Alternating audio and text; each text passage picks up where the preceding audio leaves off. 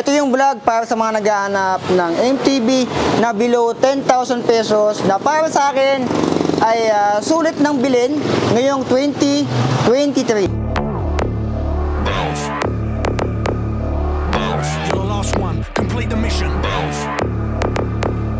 Ipapakita ko na sa inyo yung dalawang MTB na sinasabi ko na ngayong 2023 ay sulit na ring bilhin sa halagang below 10,000 pesos.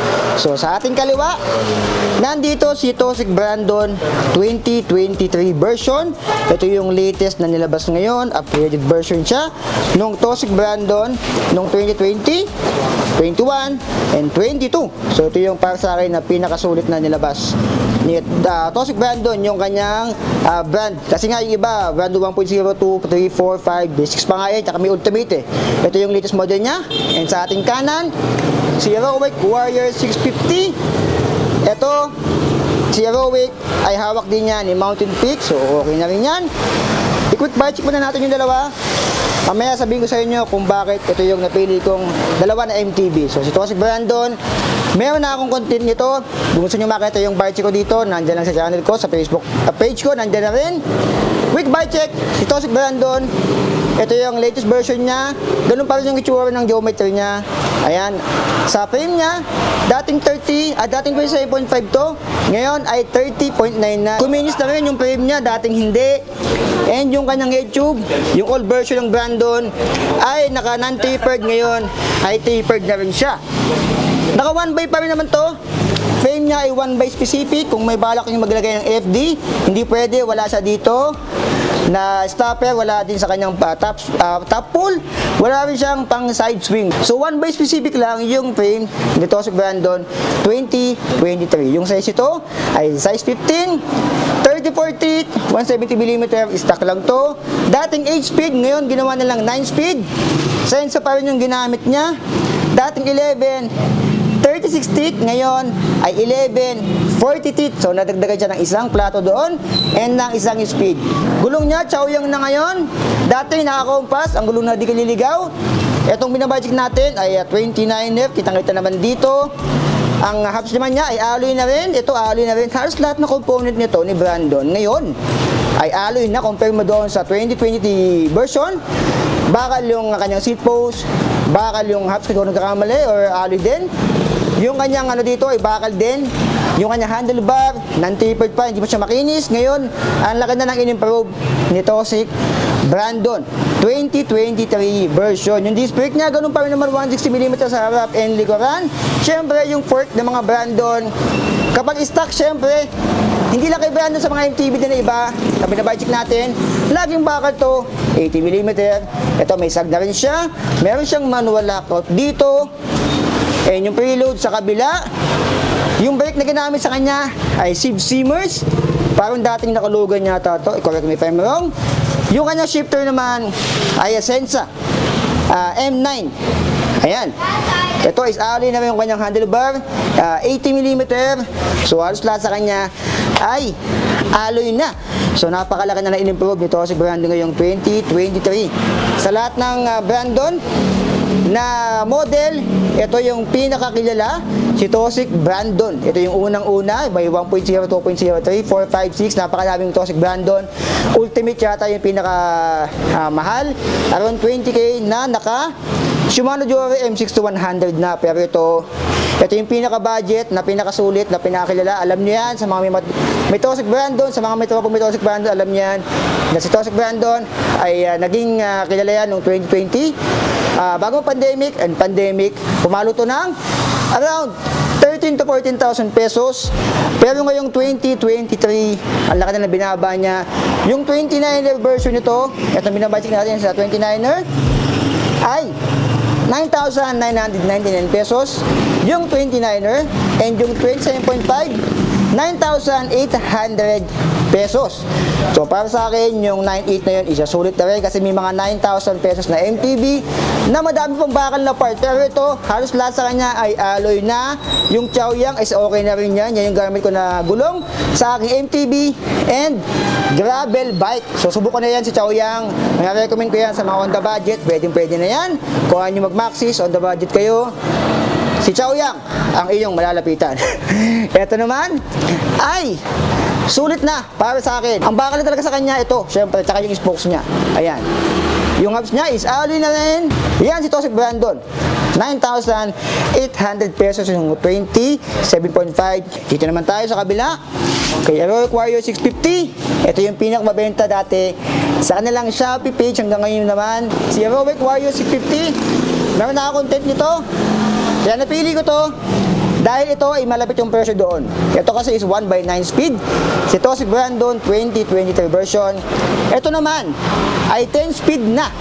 Tingnan natin, yung frame nito ay medium size. Ito naman ay 31.6 mm. Mas mataba ng konti. Yung seat post nito, yung kanyang seat tube, kaysa doon kay Toxic Brandon. Ayan, 30.9. Ito ay sa 31.6. Alloy na rin to. House lot din dito na component ay alloy na. Ito nga lang, hindi siya smooth welding dito. Kita-kita nyo naman yan.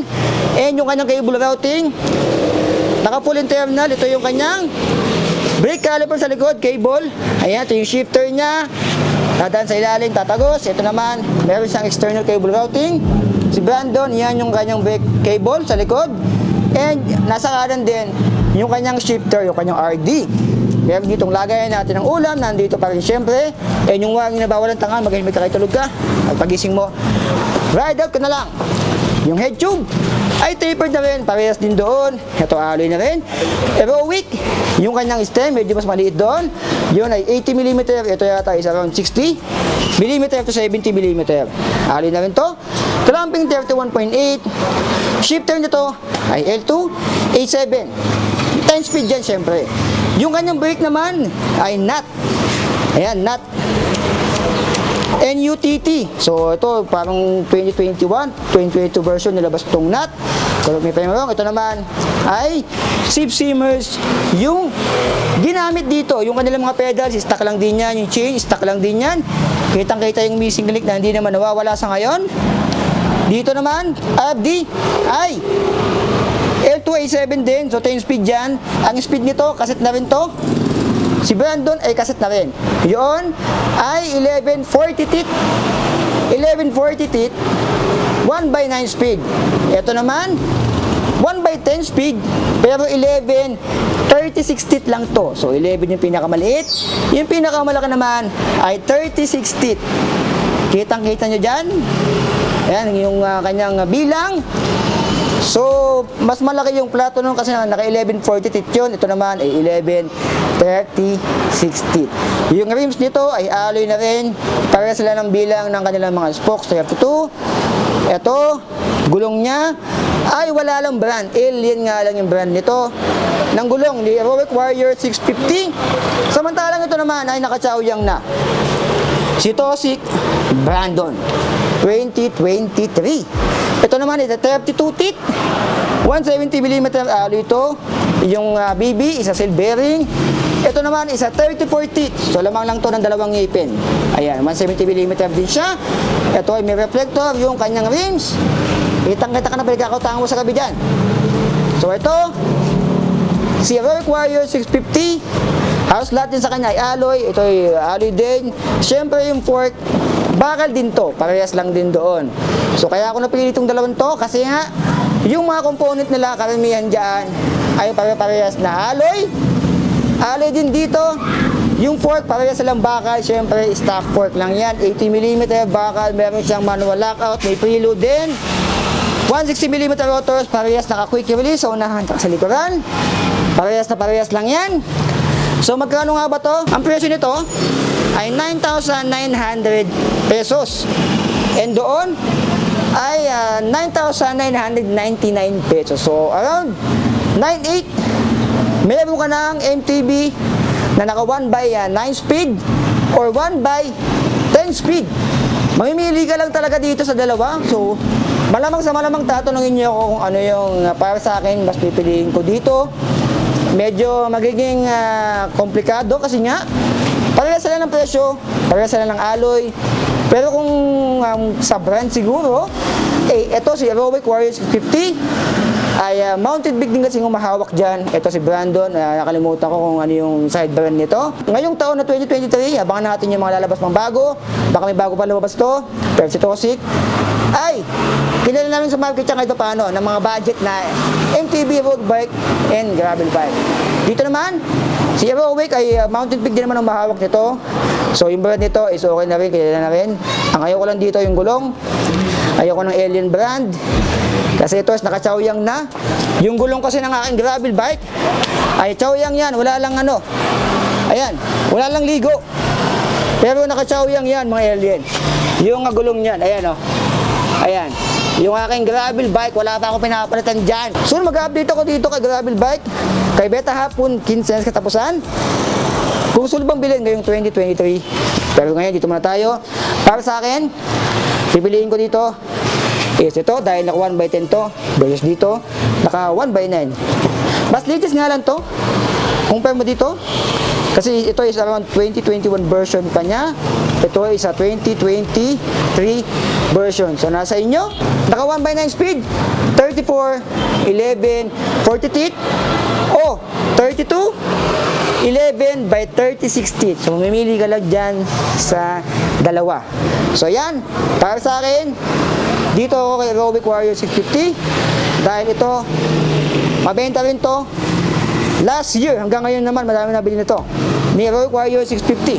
Ayan, 750, di ko lang alam kung meron pa yung latest na model. Para sa akin ito pipiliin ko kasi ito si Brandon, sobrang ano nito, sobrang dami ng meron nito, yung mga lumang version.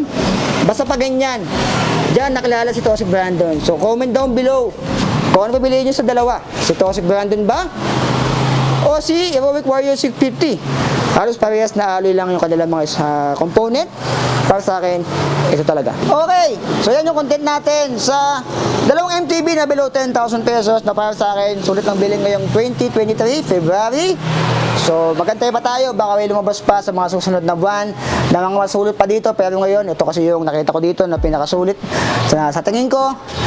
Kahit hindi kayo mag-upgrade in the long run, kung di naman kayo madalas magkasakit ng arthritis, is okay na okay to sa inyo. Pang mga tagaan na lang rin to. Si Toxic Brando 2023 version and si Aerowick Warrior 2021 version pa to, pero palag-palag pa rin, mabenta pa rin talaga siya. Ayan, ito dating version nito 14,000 pesos, pandemic. Ito naman 14,000 pesos din to dung pandemic. Pero ngayon, almost 4K ang binaba. So para sa akin, yung dalawang yan is okay na rin.